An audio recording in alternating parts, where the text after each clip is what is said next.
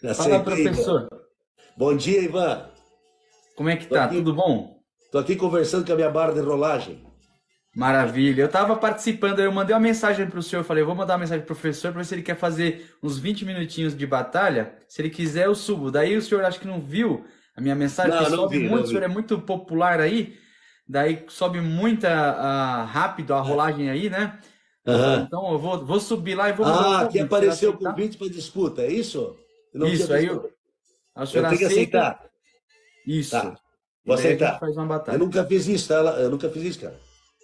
Nunca Pronto. fiz, então. É sempre bom fazer assim pela primeira vez, né? É sempre bom fazer as coisas pela primeira vez para a gente aprender.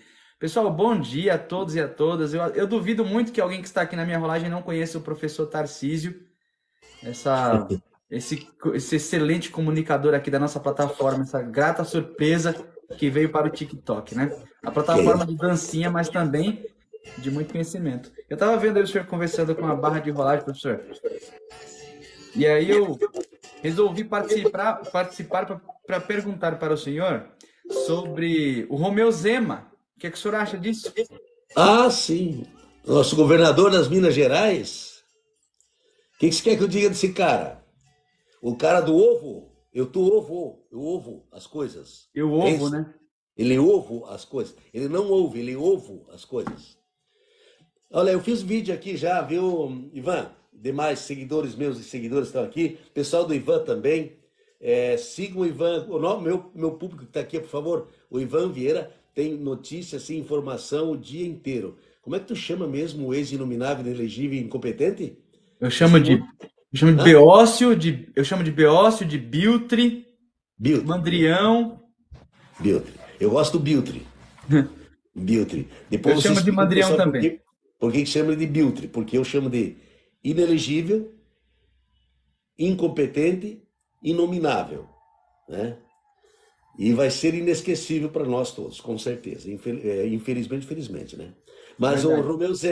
Romeu Zema, esse cara, ele está querendo ocupar o espaço do Bolsonaro, que já viu que o Bolsonaro já deu né? Eles não admitem, mas esses caras que estão mais por cima sabem que o fim dele é xadrez, né? E aí ele quer herdar, e aí começa uma disputa com o de Freitas, o meu xará de São Paulo. E aí ele veio com esse discurso, essa entrevista que ele deu de fazer como é que é? Um enfrentamento contra o Norte e o Nordeste. O Nordeste, é importante que ele colocou o Norte junto, tá? Para que você possa fazer o enfrentamento, que nós temos deputados, nós temos população, nós temos a economia, ou seja, se colocando sempre num patamar de superioridade ao restante do Brasil, né? Ignorando as questões históricas, culturais, as questões de exploração que o Nordeste e o Norte brasileiro sofreram, pela mão da elite podre brasileira, inclusive da parte da elite mineira, né? E aí achando que pode ser superior. E fez essa proposta. Eu acho que ele errou, mas ao mesmo tempo é muito bom para nós. Ele mostra quem ele é e o que ele pensa. É um xenófobo, ele não gosta de nordestino, ele só usou o povo nordestino que vive no norte das Minas Gerais. Você sabe que a parte norte de Minas Gerais tem muita influência da Bahia, né? E nos primeiro turno das eleições do ano passado, não foi um, não foi dois casos, em que a equipe de campanha dele, nas cidades do norte mineiro, colocava um bonequinho dele e um bonequinho do Lula do lado. Não era do Bolsonaro, era do Lula, para ele ganhar a eleição. Não sei se você sabe disso, Ivan, mas isso foi comprovado, inclusive, com imagens que correram no Brasil na época. Era o Zema Lula, né? O Lula Zema, Zema Lula. Aí no segundo turno, que já tinha ganho, aí ele adotou a campanha do ex-inominável e inelegível ex-presidente, né? Sim. Poxa vida, tem pessoal aqui mandando bastante presente. Obrigado aí todos que estão mandando presente, todos e todas. Rodrigo, deixa eu ver quem mais aqui mandou. Eu O já perdi tudo. Rodrigo, Rogério, Maria, várias pessoas mandando curtida, presentinhos. Tem o pior, eu acho que o Rodrigo mandou presente para mim por engano, porque ele acabou de dizer aqui que não, o Prosa, ele acabou de dizer aqui que não gosta de lulista. Eu acho que não tem ninguém mais lulista nesse mundo do que eu. É muito difícil ter alguém mais lulista que faz uma defesa do Lula como eu faço aqui, a não ser o advogado dele, né? Mas enfim, eu acho que ele mandou um presente pro cara errado. Sobre o Romeu Zema, professor, eu acho que a esquerda está cometendo um grande erro. Porque eu vi, de ontem para cá, eu vi vários vídeos da esquerda reagindo a essa ideia dele de criar uma frente dividindo a direita do sul e do sudeste e o nordeste comunista, norte e nordeste comunista, né? E a esquerda ficou irritada, ficou nervosa, indignada e começou a fazer vídeo, todo mundo fazendo aquela indignação toda. Professor, eu tenho na minha concepção que em 2018 o que elegeu o Bolsonaro foi exatamente esse repúdio da esquerda, essa aversão da esquerda, essa tentativa de aversão. Porque eu veja, penso eu, né, isso aí penso eu e observando também o mundo como ele é, se uma pessoa tem um conjunto de ideia e a gente projeta, a gente, ao invés de criar repulsa, a gente faz aglutinar quem pensa igual. Porque o Romeu Zema, ele é um estúpido, ele é um burro, como o senhor mesmo já falou aí, ele não sabe quem é a Adélia Prado, ele não sabe quem é a Adélia Prado, ele não sabia, escritor lá de Minas Gerais. Isso. Ele é um ignorante, ele não sabe o que representou a Inconfidência Mineira, ele não sabe nada. É um zero à esquerda. Só que ele tem ideias divisionistas e separatistas, e muitos no Brasil, de norte a sul, têm a mesma ideia, tanto é que elegeram Bolsonaro. Mas o que derrotou Bolsonaro? O desastre econômico. Não foram as ideias de Bolsonaro, foram os desastres econômicos dele. Se o Bolsonaro, mesmo com aquela tragédia humana que ele é, se ele tivesse sido bem sucedido economicamente, ele nunca teria perdido. Porque mesmo que seja um tirano, um autocrata, ditador, se ele é bem sucedido economicamente, dificilmente ele vai perder todo o apoio na sociedade, ele vai ter apoio nas massas. Então penso eu que é um erro da esquerda fazer isso. Eu acho que a esquerda nessa hora tem que buscar erros econômicos do Zema para expor, e não ficar expondo as ideias do Zema, projetando essas ideias dele com notinha de repúdio, com repulsa, porque isso não adianta, isso aglutina, ao invés de afastar, isso aglutina as pessoas que têm a mesma concepção de mundo. Porque olha, fala assim, poxa, o Zema economicamente é bem sucedido, ele pode até ser um imbecil, um burro, falar coisas idiotas, mas ele é bem sucedido na economia, vou votar nesse cara, porque no final das contas, a gente não pega um ônibus, não vê lá ninguém discutindo Fernando Pessoa, as teorias de Einstein, nada disso. O que a gente vê, a pessoa fala, olha, no mercado o arroz está tanto, a carne está tanto, a passagem do... O que as pessoas querem saber no fundo, é da economia, se está indo bem, se o salário dela está valorizando, se as coisas estão funcionando bem. Se não está, as pessoas caem fora daquele governo. Então, eu acho que a sociedade, a esquerda está errando projetar esse cara, as ideias dele, sabe? É a minha concepção, professor. Bom, uma pergunta para aprender aqui. Apareceu de novo o convite para disputa. Eu aceitei de novo. É assim que funciona? Isso. Para eu reagir agora, é isso? Isso. Então tá, vamos lá. É que nem debate, então. Eu fiz um vídeo, coloquei no vídeo a fala dele, da justificativa. Eu até entendi o que ele quis dizer, mas ele é BRBO. Não quero ofender o bicho. Mas ele é um cara burro. Ele é um cara curto na inteligência, na argumentação. Eu até entendi, não, nós precisamos nos organizar para não perder a reforma. Talvez era nessa linha que ele estava querendo falar, mas mostra as duas coisas, a falta da inteligência mesmo, né? E a questão do preconceito em si. Então, o que eu enxergo aqui? A gente vê hoje, claramente, dois disputando um espaço do ex-inominável. Ele e o Tarcísio de Freitas, que já fez 2 movimentos agora em poucos meses. Ele veio para... Obrigado, Jacinto, e obrigado, Leandro, que mandaram aqui presentes também. Esses eu consegui ler, os outros eu não vi. O que o Tarcísio de Freitas fez? Por ocasião da reforma na Câmara, ele veio para a direita democrática. Conversou, dialogou, quase que rompeu com a bolha bolsonarista. Quase. Agora, com as ações da polícia lá, ele deu novamente o discurso mais que o bolsonarismo gosta, da extrema. O Zema, que não tem mais reeleição, mas o Tarcísio tem essa dificuldade, ele vai para a reeleição ainda, ele pode ir, né? Já o Zema, ele não tem mais reeleição em Minas, ele então pode ser o candidato à presidência. É isso que ele está querendo se cacifar. E aí ele vem com essas propostas, só que, para mim, é o tipo da entrevista que vai ser usada vastamente no futuro. Ele vai ter que voltar a se explicar, não sei se já não voltou a dizer, não foi bem isso que eu quis dizer, tirar do contexto, aquele discurso da extrema-direita, que é sempre o mesmo, né? Para desculpar-se depois. Então, eu acho que ele pisou na bola feio, perdeu. Nós do campo progressista, quem é mais da esquerda, teu caso que é bem lulista, né, Ivan? Você assume isso? A gente tem que realmente, como é que eu vou dizer? A gente precisa ter, acho que, um pouquinho mais de perspicácia e de criatividade. Para mim falta isso às vezes, tá? Mas vou dar um exemplo assim, ó. Posso pegar mais o exemplo do Tarcísio de Freitas, se quiser discutir a história da escola digital do Tarcísio de Freitas, né? Acabar com os livros didáticos impressos, né? No primeiro momento, ele defendeu isso dando a Suécia como exemplo. Aí eu fiz um vídeo, esse vídeo a plataforma não entregou, não sei se não fui muito feliz no início dele. A Suécia é um país de orientação, obrigado, olha, de orientação o quê? Socialista. Socialista, ela é socialista, né? Exato, de orientação socialista. E aí, vou aceitar de novo aqui, tá aparecendo no convite. De orientação socialista. O Tarcísio de Freitas virou socialista, esquerdista? Na verdade, essa proposta do Tarcísio de Freitas não é dele, é do secretário de Educação dele, que tem um esquemão violento econômico por trás das mídias digitais, redes e internet, que quer vender negócio. Não tem nada a ver com educação.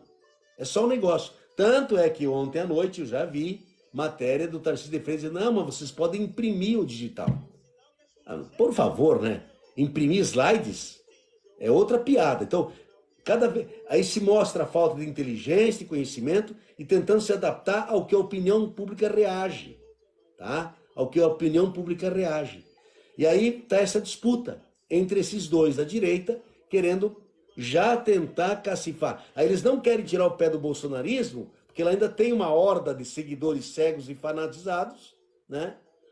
Mas precisam, mais do que nunca, conquistar a direita democrática, que eu vou chamar assim, né? A direita democrática, que inclusive hoje está no governo Lula, uma parte dela. E vai ficar lá até que ela puder ficar e aproveitar o espaço que tem. Então, creio eu que tanto o Zema como o Tarcísio estão usando métodos equivocados para ocupar esse espaço da direita brasileira. É isso que eu penso. Tem um ponto de divergência na fala do senhor com relação ao Tarcísio, porque eu creio que ele não está tentando se cacifar para 2026, até porque o Tarcísio, ele é apadrinhado do Kassab. O Kassab não vai deixar, o Kassab já disse que por ele, o Tarcísio só se candidata numa próxima, porque ele já vai estar maduro na política, ele é muito novo ainda. E agora eu vejo o Tarcísio como bem mais perigoso que o Zema, porque o Zema ele já vai tentar na próxima, porque ele não tem impeditivos, não tem padrinho, por assim dizer. E se ele fizer o discurso radical de Bolsonaro e a esquerda projetá-lo dentro de todos os aspectos ideológicos da política, ele acaba se cacifando, porque ele vai pegar todo esse público órfão do Bolsonaro. O Tarcísio, por ele ser mais moderado e ele reagir de acordo, ele moderar o seu discurso de acordo com a opinião pública, as pessoas olham assim, poxa, esse cara vai muito de acordo com a maré.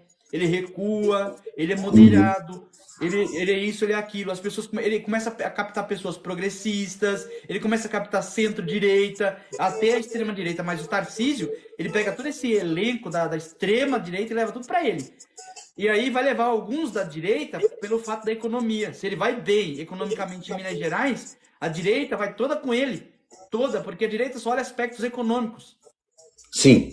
Então nós temos esse problema aí, e a própria esquerda faz esse serviço para o Tarcísio, projetando as ideias dele. Que aí, por exemplo, vamos ao caso do Jean Willis.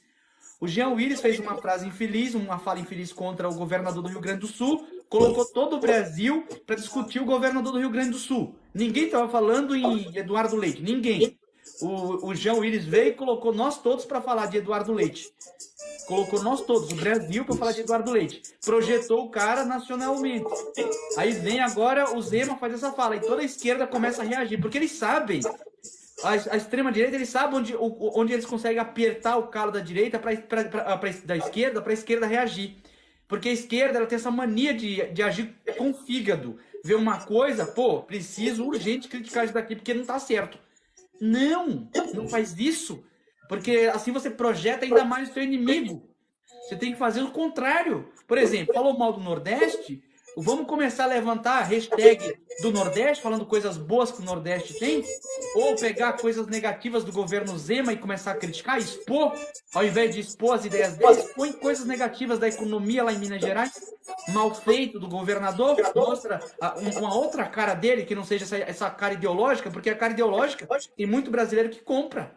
Então a gente precisa aprender a fazer política nas redes sociais, porque se combate a extrema-direita é no conjunto das coisas que são feitas. A gente só combateu o Bolsonaro, a gente não combateu o Bolsonaro no conjunto das ideias. A gente não combateu o Bolsonaro porque ele é preconceituoso, porque ele é misógino, porque ele é homofóbico. A gente não combateu ele por isso. A gente combateu ele porque ele foi péssimo na economia.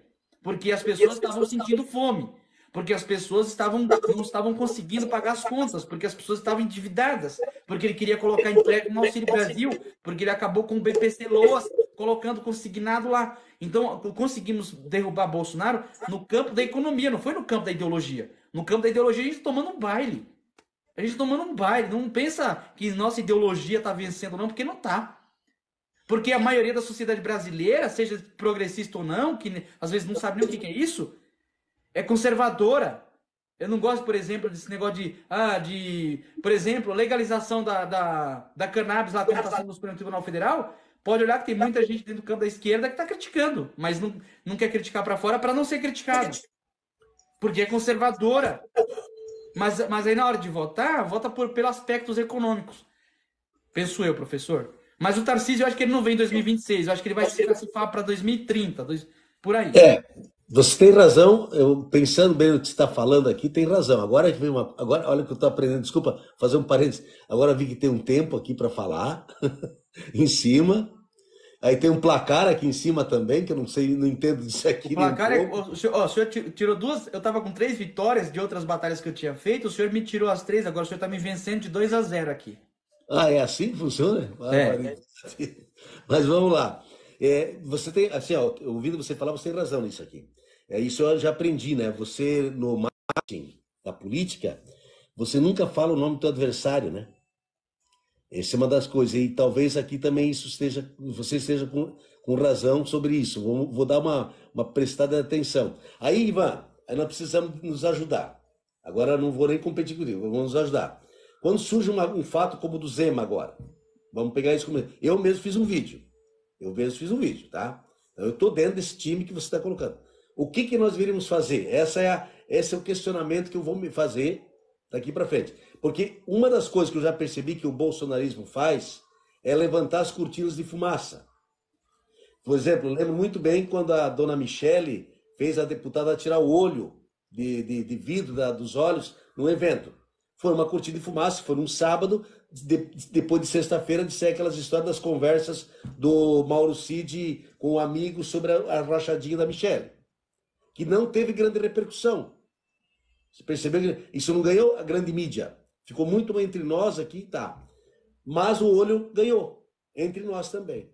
Então, eu tanto é que sobre aquilo não fiz vídeo. Eu percebi claramente Agora, do Zema, eu acho que é burrice mesmo. Tá? A cortina de fumaça de ontem, veja, não sei se o senhor entrou na rede do passarinho, a antiga rede do passarinho, que não é mais.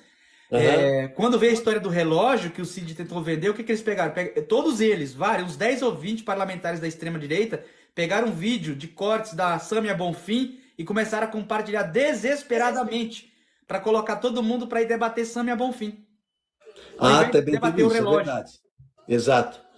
Aí isso que acho que nós aqui temos que começar a perceber para não entrar. Estudar o inimigo. Eu já lidei com arte, eu já trabalho com planejamento estratégico, que você nunca fala da marca adversária. Você pode se referir a ela, você pode atacar ela, mas você tem que saber como fazer, para não dar um up nela, né? Para não ajudar Porque é aquela história do Paulo Maluf da tua terra, né? Muito antiga. Fala bem ou fala mal, mas fala de mim. Né? Exatamente. É isso que ele fazia, né? Fale bem ou fale mal, mas fale de mim. Lembra que eu existo.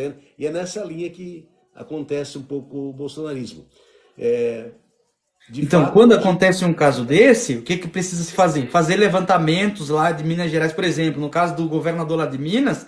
Bom dia, Jéssica. Bom dia a todo mundo que está aqui, pessoal. Todos muito bem-vindos e bem-vindas. Espero que estejam gostando do papo aqui com o mestre Tarcísio. Sigam lá o canal dele. Eu duvido, aqui tem 89 pessoas. Duvido que dessas 89, que todos não estão seguindo unanimemente o professor. Duvido. Aqui eu tenho 148, espero que também vão seguir você, tá, pessoal? Siga o Ivan, vale a pena. Até então, você que é meio bolsominion, vai lá seguir o Ivan, que olha, ele ensina muito, tá? Como eu estava dizendo, professor, então, quando acontece isso, o que precisa fazer? Pegar coisas negativas do governador Zema e levantar. Tipo, por exemplo, obras inacabadas que ele deixou, ou mazelas na saúde pública, e pegar e mostrar, para viralizar dentro da rede. A gente criar um contraponto para sobrepor a fala nojenta dele, porque aí a gente deixa ele no esquecimento lá. Ao invés de ficar, ao invés de ficar explorando os pensamentos políticos ideológicos dele, a gente pega pela parte administrativa dele, tá? Porque aí a gente consegue fazer a crítica ao trabalho dele, não à ideologia dele. Isso, aí você tem razão. A gente pegar, eu tenho feito com relação ao de São Paulo, algumas pessoas de São Paulo às vezes me mandam informações. Eu já fiz vídeos ali sobre a ação do governo, né, da Sabesp, por exemplo. Até teve um bom alcance. Então, a questão é ter a informação. Acho que a gente tem que ter. É o que eu faço aqui no meu estado com relação ao governador daqui. Volta e meia, da furada, bola fora, eu faço o vídeo, eu faço a crítica, eu apresento a questão. Não entra a questão ideológica, você tem razão. Agora, nessa do Zema, eu também entrei e acabei, de certa forma, dando um up. Ou o que a gente precisa, podemos falar do assunto, falar do Zema e do Nordeste, mas numa outra linha, né? Uma linha de falar bem do Nordeste, falar dos problemas que ele tem lá. No próprio estado dele, que não faz o trabalho de governador, né? O cara é meio... Exatamente, que ele não tem a capacidade de se projetar como uma liderança nacional, porque se o estado dele, se ele não consegue governar o estado dele bem, como ele se diz governar, por que ele quer governar o país? Agora, se a gente começa a projetar negócio de ideias, se a gente vai para o campo das ideias, olha, na questão ideológica no Brasil, o progressismo está tomando um pau. Não imagine, porque na verdade a ideologia maior não está na cabeça das massas, está na cabeça dos intelectuais.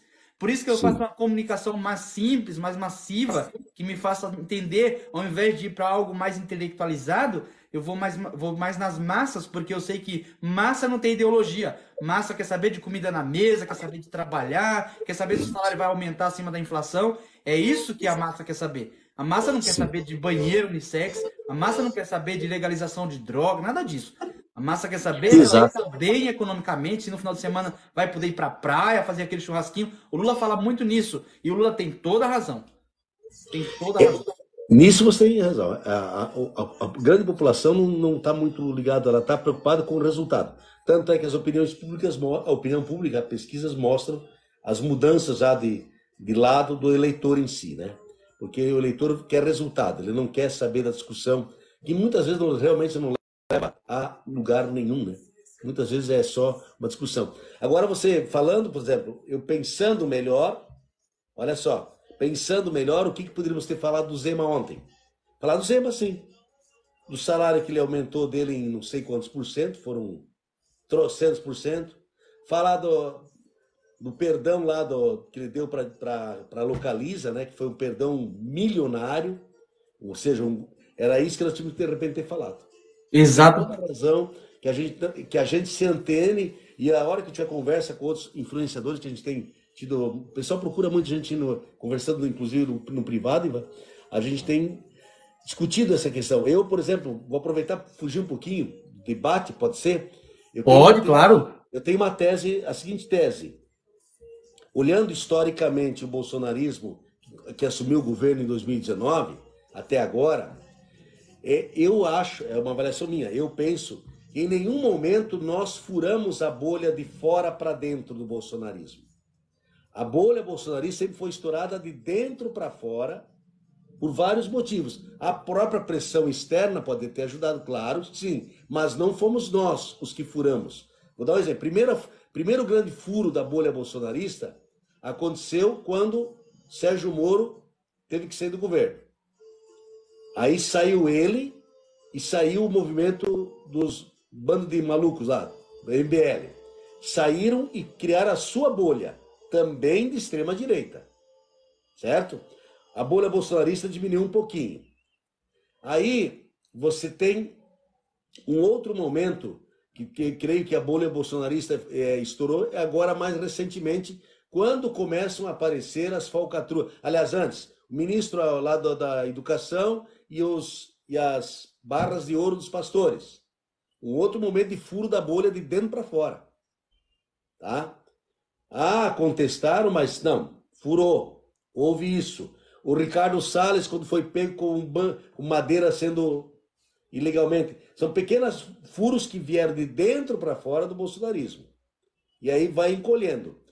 E agora, depois eu diria, da eleição, quando alguns apoiadores vêm declarar, nós já acompanhamos aqui o tal do Jackson Villar. Eu vi agora há pouco, antes de começar a live, um vídeo. Eu não sei quem é o cara, mas ele muito fala. Eu vi um dueto de uma pessoa que eu sigo, que eu não lembro agora o nome também, falando do porquê é que ele deixou o bolsonarismo.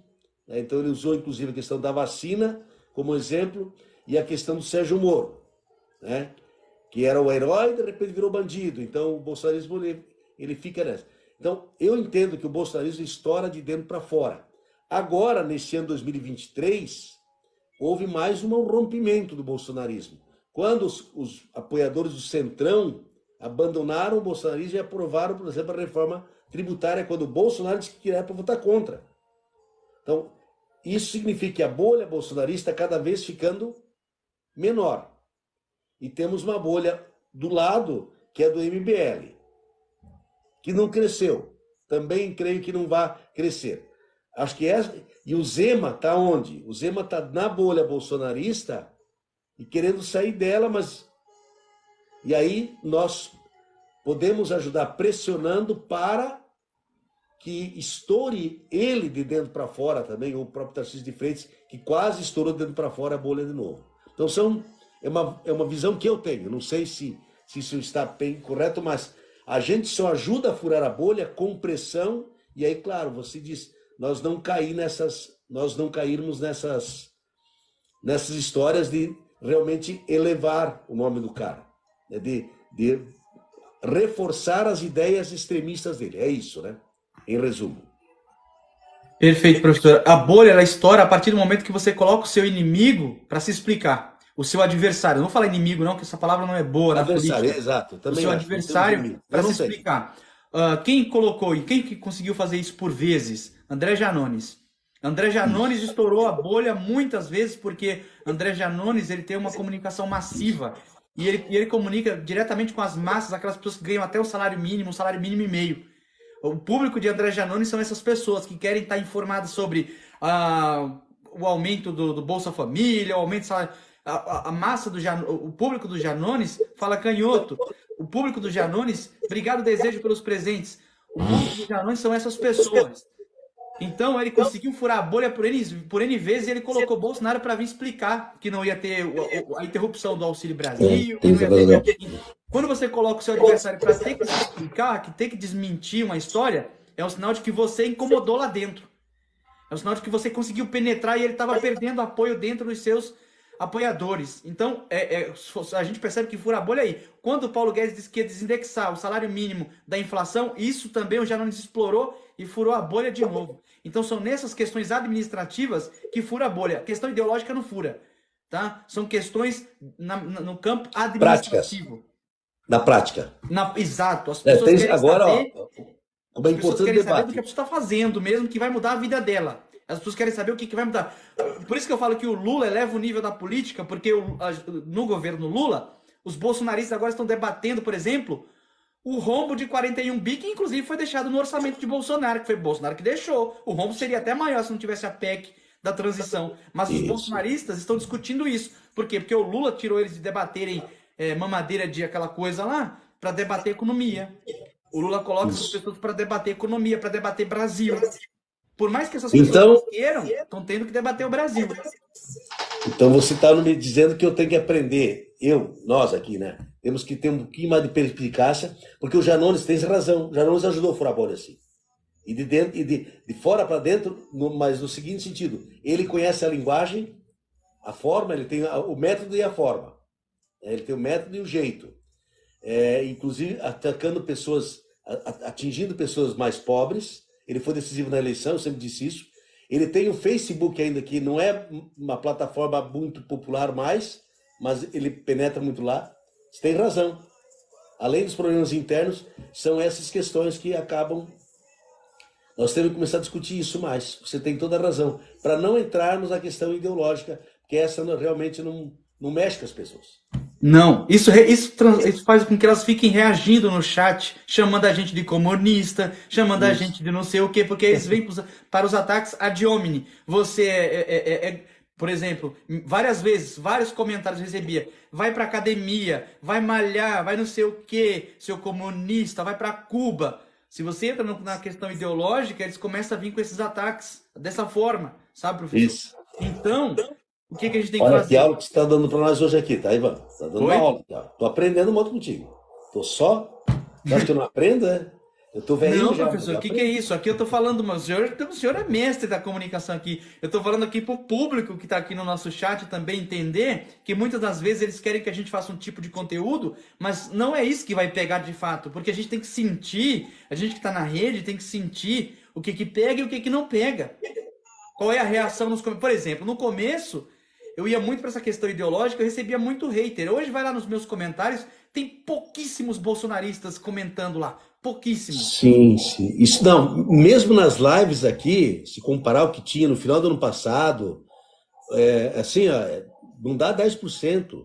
E são normalmente os mesmos estão vindo, não são haters, são seres humanos mesmo, de corpo e alma, como se costuma dizer, e que alguns, inclusive, aqui hoje tive um que me segue aqui, ele disse, olha, foi o eleitor do Bolsonaro de direita, mas eu gosto do seu trabalho e respeito muito e aprendi muito, né? Deixou de ser bolsonarista, porque ele aprendeu muito. Então, eu creio que a gente consegue avançar. Agora, você, Ivan, foi muito bom ter tentado, porque assim, ó, o que nos falta? Eu, como professor, fui professor 22 anos em sala de aula, né? Em sala de aula mesmo. E uma das coisas que você fazia todos os anos eram as atualizações. Você tinha encontros, cursos. E nesses encontros e cursos é que você aprende, você troca experiência. O que nos falta aqui para nós é isso. É isso que estamos fazendo agora. Você está trazendo uma visão que eu talvez já tivesse, já percebi muitas vezes curtindo fumaça, mas eu acabo entrando, porque naquela ânsia de você ver o assunto aqui, tá bombando no Twitter, opa, vou fazer um vídeo, que eu uso muito o Twitter como referência para ver que está em alta, né? Vou fazer, e tem muito vídeo que vai mesmo, que realmente explode, né? Então a gente faz isso. Só que a gente tem que prestar atenção realmente. Você me deu uma ideia interessante que eu vou agora, na hora de preparar um vídeo, começar a olhar o que os extremistas estão fazendo, que dá para fazer isso também, né? Você olha o que eles estão fazendo para ver se não estão tentando fazer com que a gente debata eles, porque na verdade o que a gente tem que fazer é parar de debater os extremistas e debater o Brasil, debater o que o Lula está fazendo. Na verdade, nós temos que pautar o debate. Exato. Não sermos pautados por coisas que acontecem. Quando, por exemplo, quando eles não querem que a gente fale do Cid vendendo o relógio, aí é que a gente tem que falar, para a gente colocar isso para correr atrás da explicação. Quando eles não querem que a gente... né? Pô, esqueci do relógio. Exato. Quando eles não querem que a gente fale da Marielle, aí é que a gente tem que falar. Veja, quando a gente fala de Marielle, eles correm para levantar o Celso Daniel. Eles vão ressuscitar o Celso Daniel na hora. Não, sim. Não, Celso Daniel e o Adélio Bispo. Para tentar nos pautar. Isso aí é para tentar fazer... Pode contar, não dá 2 minutos, aparece alguém comentando sobre isso. Exato. Isso aí é para tentar nos pautar, para mudar o nosso foco de debate, para colocar para debater aquilo que eles querem e não aquilo que é necessário que a gente debata. O tempo todo eles estão tentando nos pautar, fazer com que a gente debata aquilo que eles querem que a gente debata, para a gente não debater o que realmente é essencial. Então, quando aparece pedindo para falar de Celso Daniel, pedindo para falar disso, daquilo, outro, eu já nem falo. Eu ignoro, porque eu tenho que debater, eu tenho que me focar naquilo que eu tenho, na ideia que eu me propus a debater. E não estou para debater o bolsonarista. Por exemplo, estou para debater que Bolsonaro deixou um legado de 700 mil mortos. que Bolsonaro deixou um país quebrado. Se o Lula não faz a PEC da transição, nós estaríamos fritos agora. Sem educação, sem saúde, sem nada. Era um caos Isso. total. Então é isso que eu tenho que debater. Eu tenho que debater o que o Lula está entregando na economia, como, por exemplo, PIB crescendo, taxa de juros caindo, a volta dos programas sociais, a volta do programa compra de alimentos. Eu tenho que debater isso. Eles não querem, porque, claro, o cidadão está voltando a comer o churrasquinho de alcatra, de picanha. Eles não querem debater isso, porque, pô, eles não querem que a sociedade tome conhecimento de que isso está voltando. Eles não querem. Então eles vão trazer outras coisas. Agora eles vão para o campo da ideologia, porque aí eles sabem que eles nos irritam, nos provocam e faz com que a gente debata. E a gente tem que parar com isso, de cair nessas provocações. Você tem razão, toda razão, cara. E aí nós temos hoje os melhores argumentos. Isso eu tenho feito em lives, né? Quando o cara vem falar de desgoverno, não, realmente nós nos livramos do desgoverno, é só comparar o preço das coisas. Aí o pessoal já ajuda, o óleo estava tanto, baixou para tanto. Porque você tendo esses argumentos, fica difícil você ser atacado. Eu, inclusive, aqui nas minhas lives, tenho tido pouco ataque, né? Da história do ser comunista, muito raro aparecer alguém agora, tá?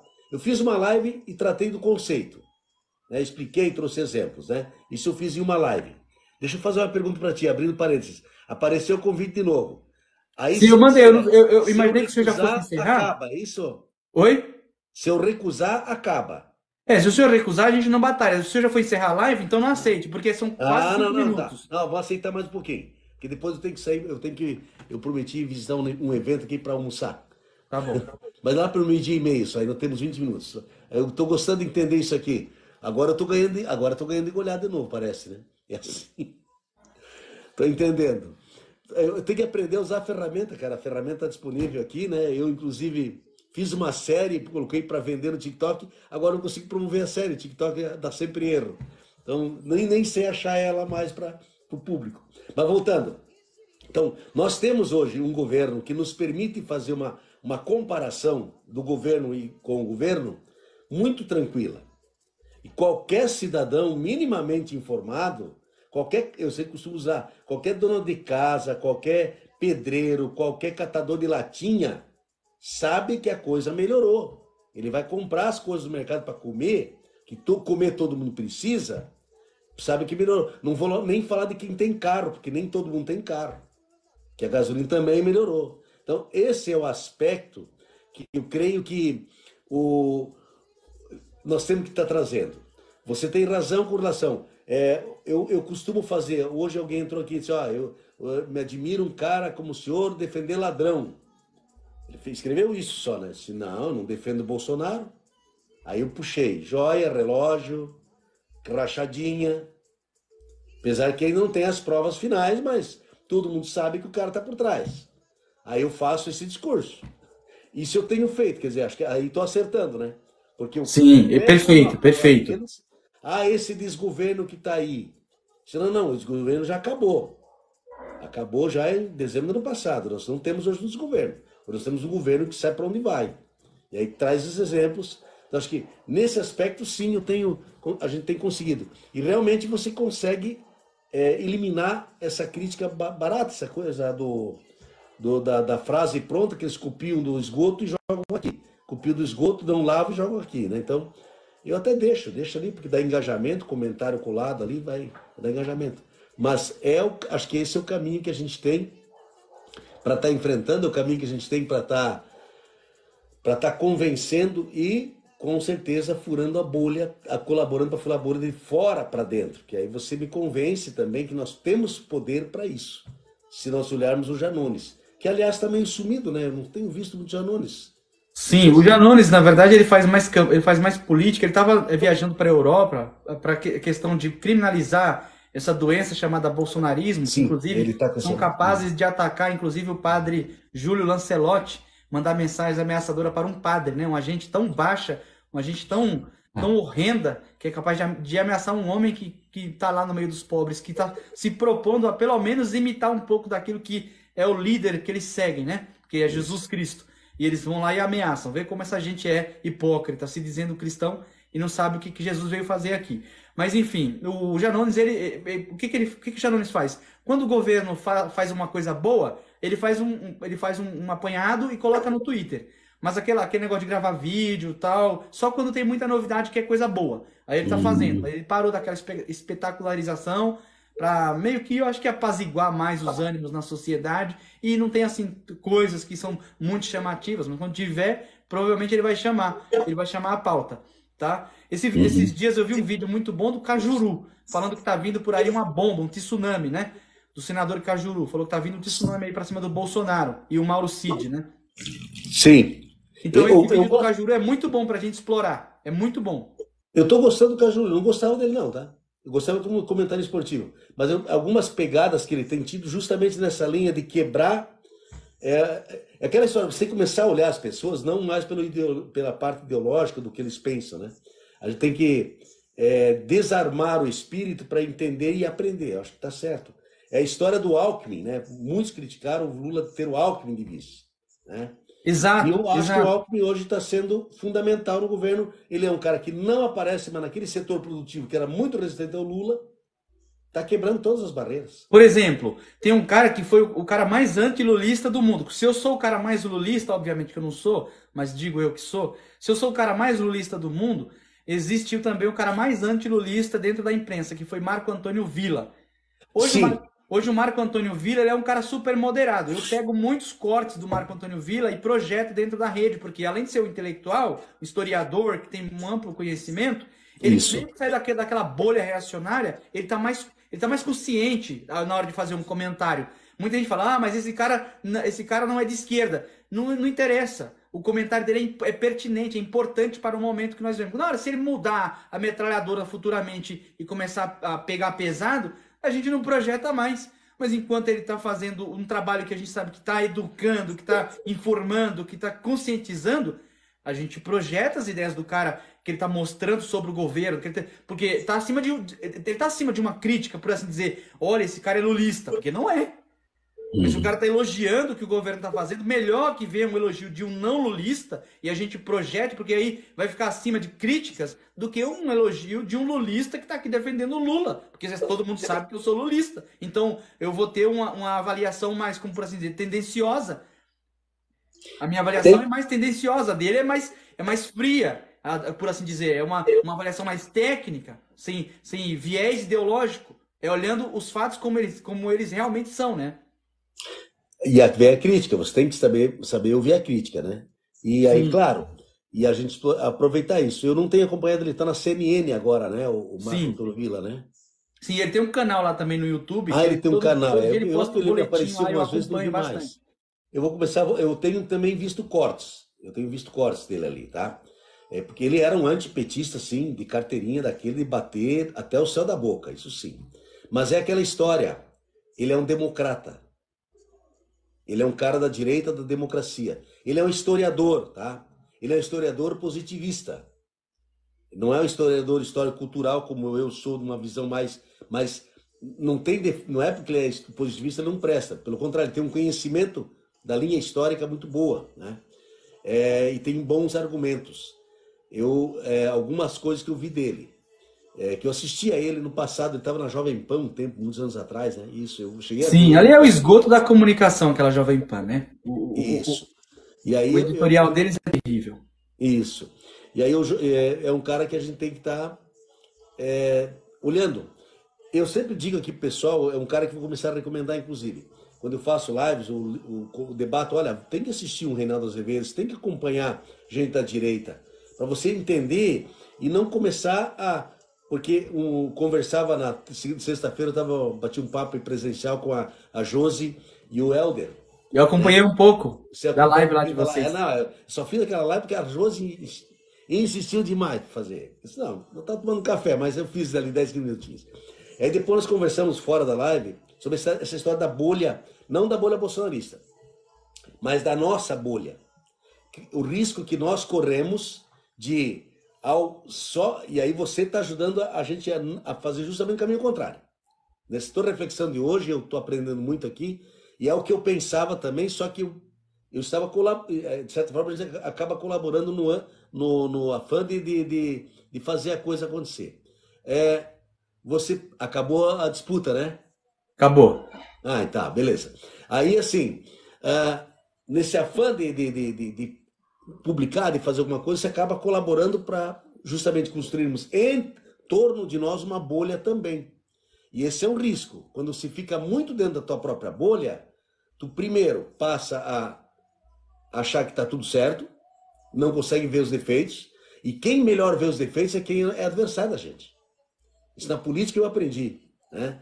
Ter uma boa oposição ajuda mais do que ter aliados puxa-saco, tá? Ajuda mais. Então, eu falava sobre isso com eles. Olha, a gente tem que tomar um cuidado, a gente tem feito lives entre nós. Eu participei de algumas aqui que o pessoal convida. Eu tive convite para sexta, não pude participar. Agora, semana que vem tem o Papo Reto, que é participar de uma live. Eu tenho ido, se dentro do possível, meu tempo eu vou. Mas eu tenho me perguntado sobre isso.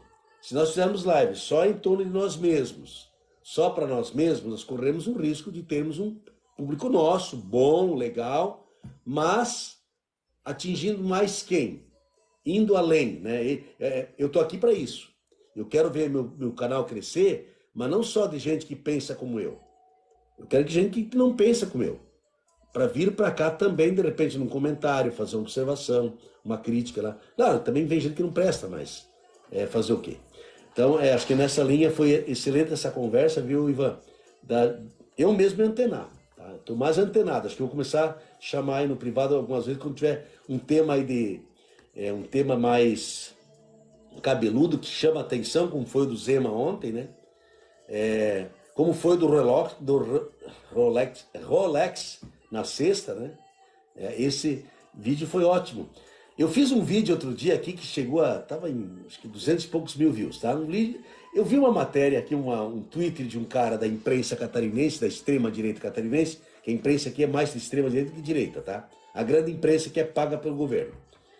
O cara, o Renato Igor, o nome dele, fez um Twitter falando de uma parceria mas ele colocou com manchete, inclusive, né? Velho da van se alia a Lula para resolver o problema em Palhoça, uma coisa assim. Eu vi esse teu vídeo, adorei.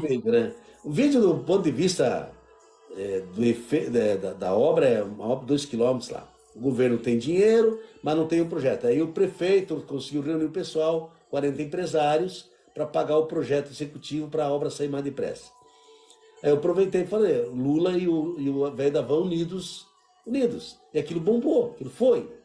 E acho que é isso que quebra, porque aí, claro que não foi só o velho da van, mas 39 empresários, né? Eu digo isso no vídeo, não oculto a informação, mas eu dei uma ênfase a quem? A um cara que aqui em Santa Catarina se tornou conhecidíssimo por pagar avião passando com faixa agredindo Lula nas praias, no verão. Houve até o processo do Lula. Um cara que atacava o Lula e agora não. Nós estamos no mesmo avião, né? O piloto mudou, nós temos que... Então, a gente tem que aproveitar, acho que é por ali que a gente tem que pegar e mostrar para as pessoas que não, o governo mudou, nosso estado aqui é um exemplo concretíssimo de que o Lula não se vinga politicamente de ninguém. Eu pego na questão das obras estaduais aqui, eu não canso de repetir. O governo Lula liberou este ano 1,3 bi para duplicação de 2 rodovias que estão em andamento e recuperação, manutenção de outras 3, tá? Que são rodovias importantíssimas para o estado. Entre elas esse trecho ali de Palhoça. E aí o que acontece? O governo anterior, no ano passado, deu 264 milhões para obra. Somando os 4 anos do Bolsonaro, não chegou a 1 bi. Ou seja, e o Bolsonaro veio para cá 9 vezes, 7 para passear, 2 ele veio para formatura de policial federal. Numa dessas 2 que ele veio, ele também entregou viaturas à assistência social. Foi isso que ele fez com Santa Catarina. Ele não inaugurou um único banheiro químico, tá? Não vou nem falar em banheiro público. Nada, o cara não fez absolutamente nada pelo Estado. De concreto, olha, ele veio aqui inaugurar uma obra, ele veio aqui... Nada. Mas toda vez que ele vinha, era uma festa, uma horda de senadores, deputados, indo lá pro quartel do Exército em São Francisco para comer, comer picanha, tomar Heineken, usar prótese peniana, sei lá o que eles mais usavam lá. Mas sabe por quê, professor? Desculpa te interromper, tá?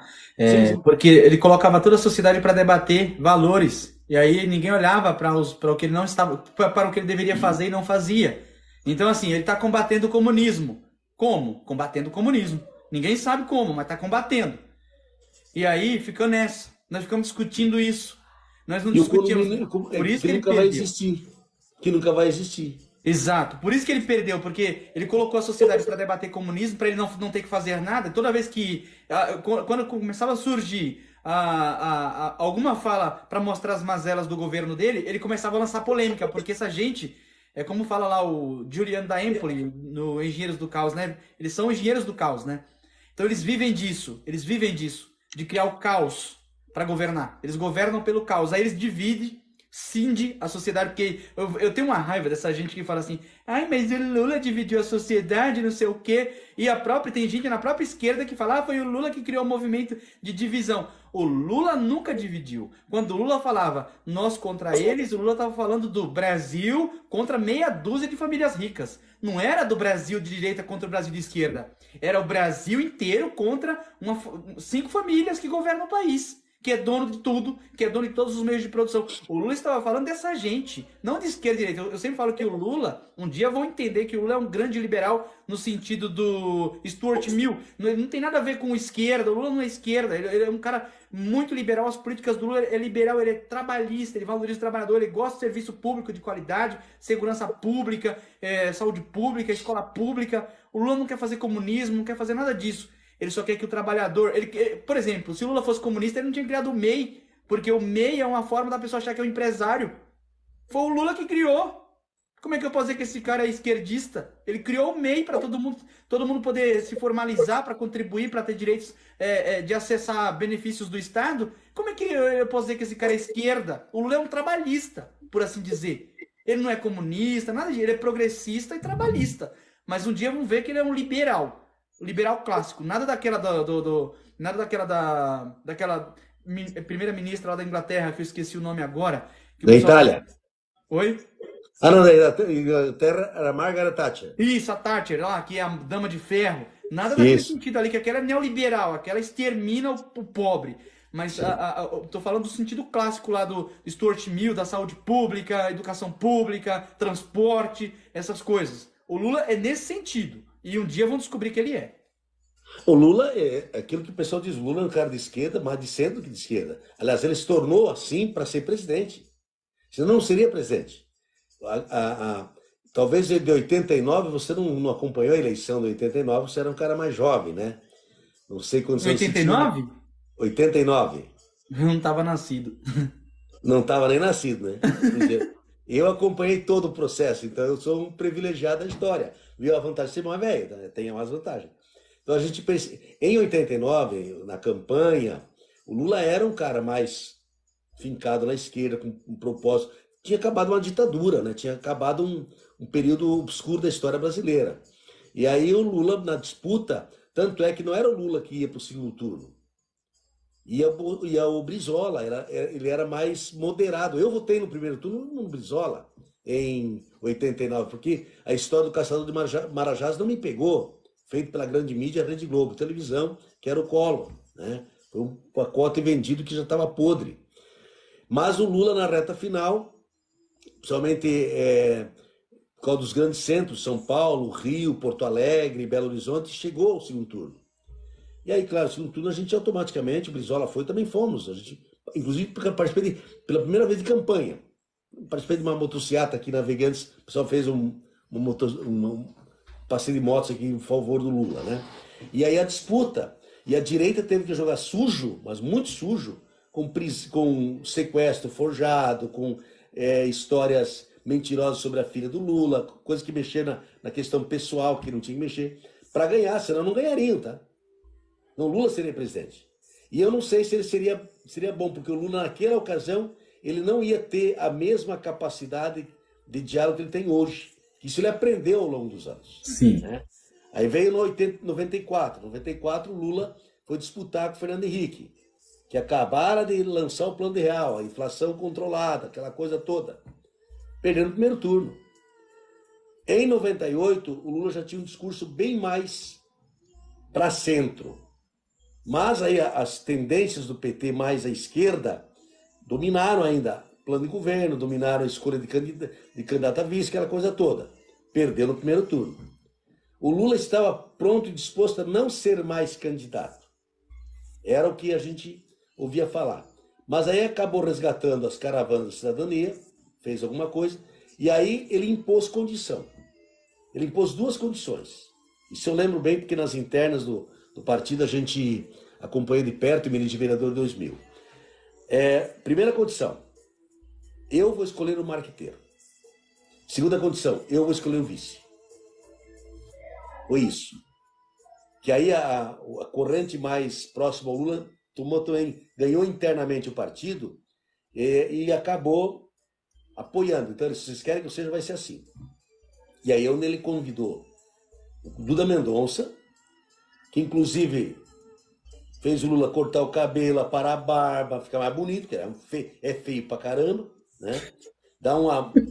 Porque a imagem era ruim do Lula, a imagem de barbudo de 89, pega, cara, tu olha, puta, cara descuidado, o cabelo todo desfeito. Isso tudo conta numa sociedade como a nossa. Sim. A partir disso, o discurso, né? E também a história do vice, que foi... E ele pega o vice, que era o empresário, né? O Zé Alencar, exatamente, que somou, né? Um empresário nacionalista que vinha de encontro ao plano de governo do Lula, né?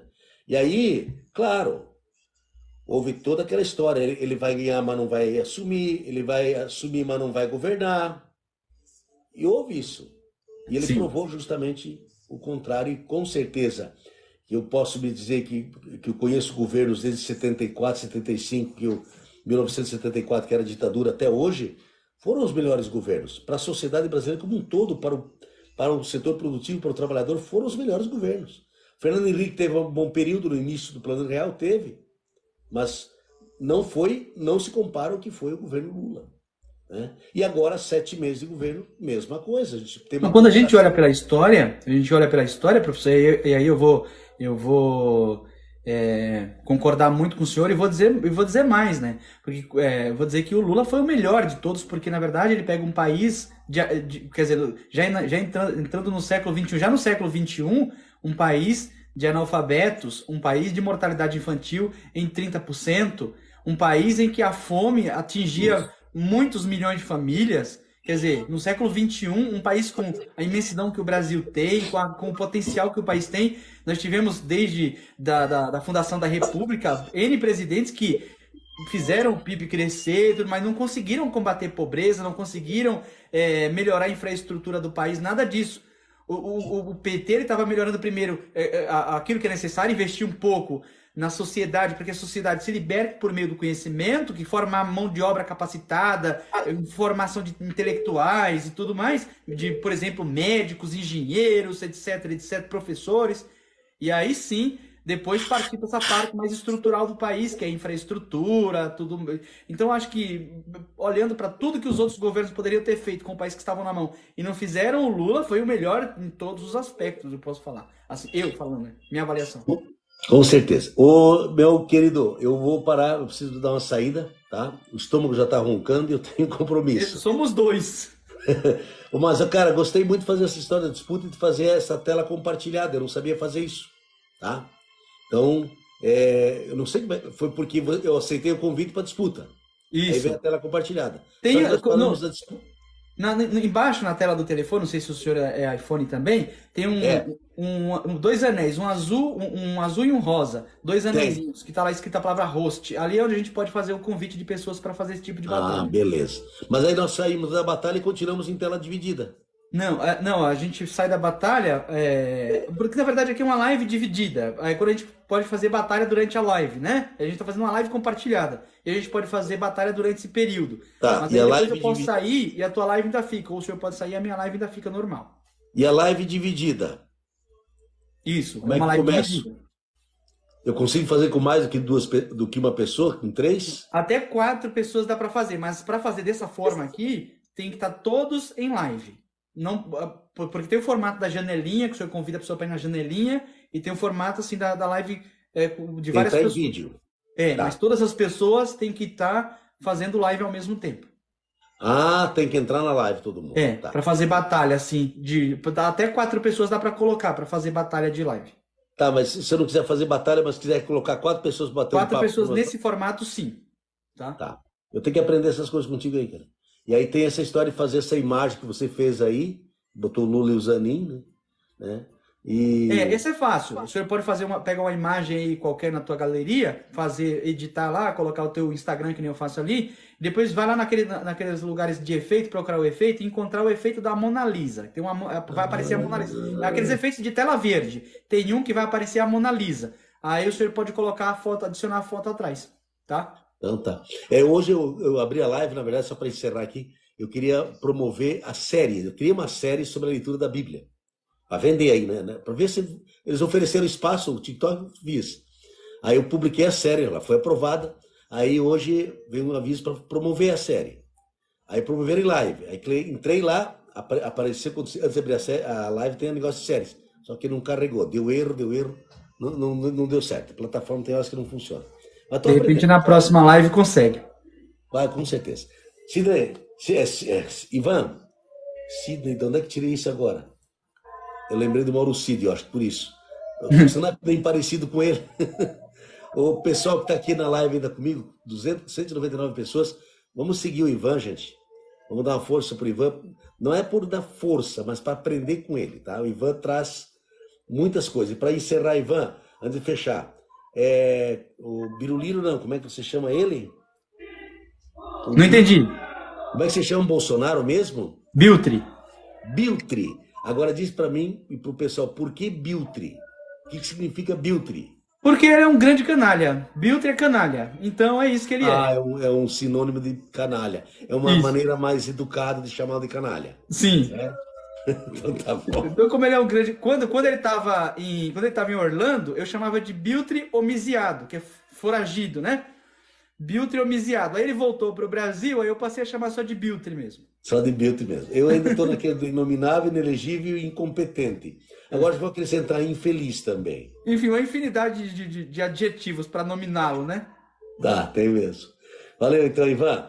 Um abraço, professor. Um excelente pela domingo. Oportunidade de aprendizado que você me passou aqui, a todos nós aqui do grupo, da nossa live.